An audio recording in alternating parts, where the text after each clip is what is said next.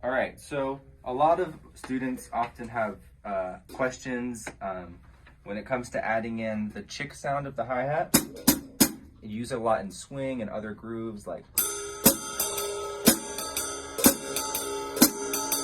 And we're pretty used to the right leg doing stuff, but the left leg is kind of weird. And so a quick tip to making this easier on the body is leave the heel down on your left foot, right? Even if you play heel up on your right leg, and then you're gonna rock it.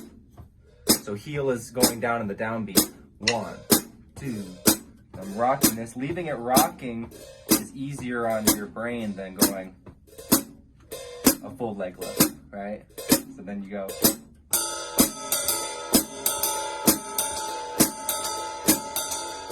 Or even if you're just doing eighth notes, right?